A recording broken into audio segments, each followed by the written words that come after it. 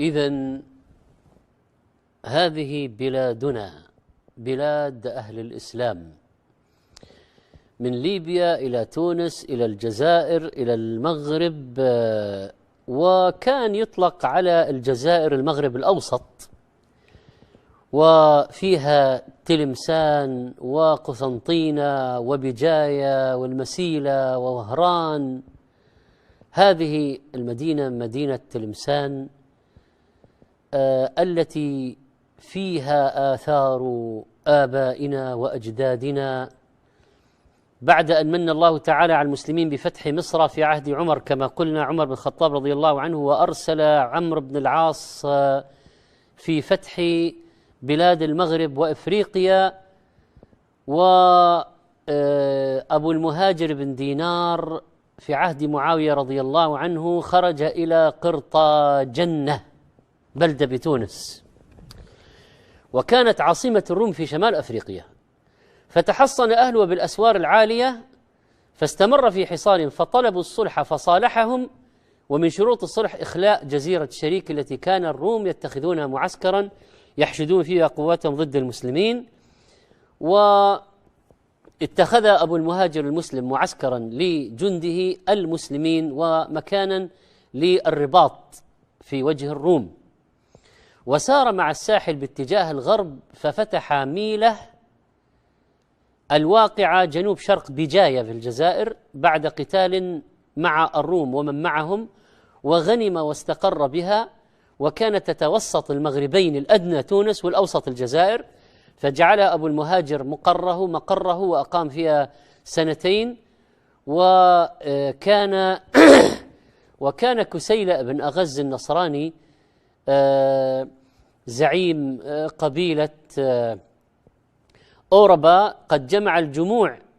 لقتال المسلمين، وزحف أبو المهاجر المسلم بجنده، ودارت معركة حامية انتصر فيها المسلمون حول تلمسان، وأسروا قائد الكفار، وأحسن أبو المهاجر إليه وقربه، وانتهى أبو المهاجر إلى العيون القريبة من تلمسان، والتي سميت بعد ذلك عيون أبي المهاجر. وهكذا فتح المغرب الأوسط الجزائر، وكان أبو المهاجر أول أمير مسلم وطئت خيله المغرب الأوسط، ودخلت بلاد الجزائر في دين الله أفواجا، وهكذا بقي يجاهد في سبيل الله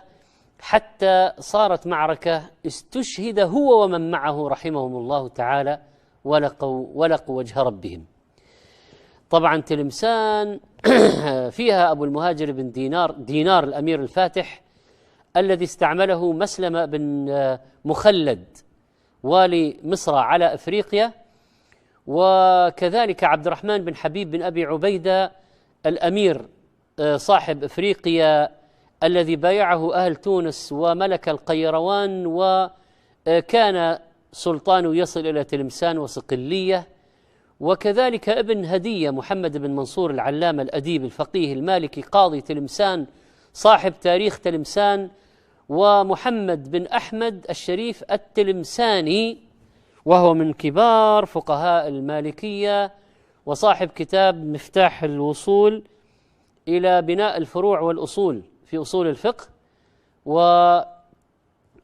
النور الزكية في طبقات المالكية رحمهم الله. الخزاعي علي بن محمد الأديب البحاث صاحب كتاب تخريج الدلالات السمعية على ما كان في عهد رسول الله صلى الله عليه وسلم من الحرف والصنائع والعملات الشرعية، قد ولد بتلمسان وتوفي بفاس. وأما التنسي محمد بن عبد الله بن عبد الجليل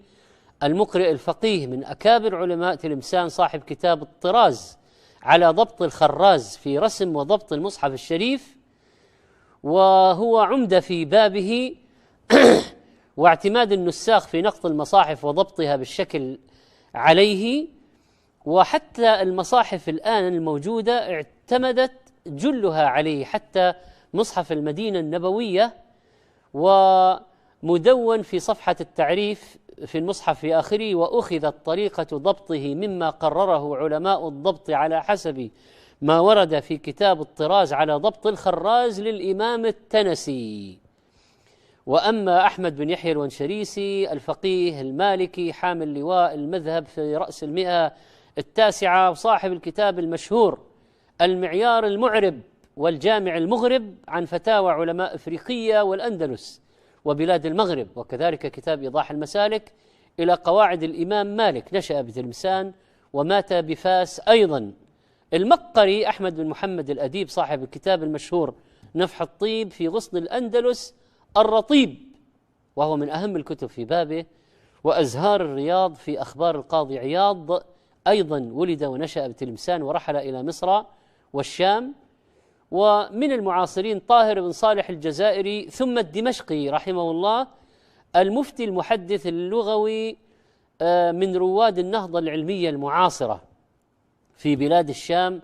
ووفاته بدمشق، أصله من الجزائر. أولئك علماؤنا، نسأل الله أن يتغمدهم برحمته وأن يجعلنا من السالكين نهجهم